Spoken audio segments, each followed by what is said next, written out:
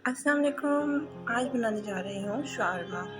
सबसे पहले मैंने ले लिया ऑयल और इसमें मैंने डाल दिया श्राइड बॉइल्ड चिकन और इसके लिए मैंने इंग्रेडिएंट्स यूज़ किए हैं। सबसे पहले मैंने डाला नमक और नमक के साथ ही मैंने डाल दिया काली मिर्च और इसके साथ ही मैंने इंग्रेडिएंट्स यूज़ किए हैं शिमला मिर्च और खीरा।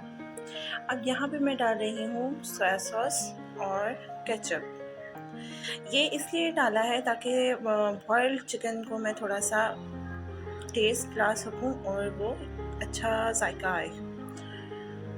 और इसके साथ ही मैं इसको अच्छे से मिक्स कर लूँगी ताकि इसमें अच्छा सा जायका आ जाए और इसका टेस्ट और भी बढ़ जाए।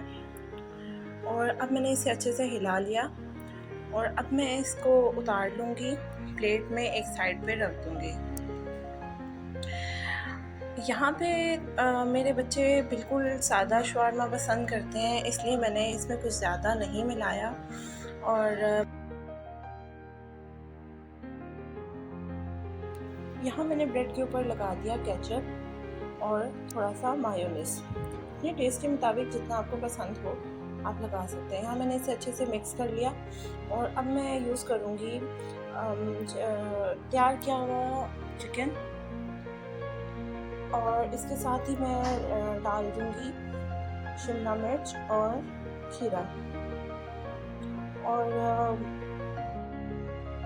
और आपको पसंद हो तो आप वो और भी बहुत से किस्म की सब्ज़ियाँ डाल सकते हैं जो आपको पसंद हो। यहाँ पे मेरे बच्चे खीरा और शिमला मिर्च ज़्यादा पसंद करते हैं। मैंने बिल्कुल सिंपल सा बनाया है ताकि वो आसानी से खा सकें और उन्हें पसंद आए।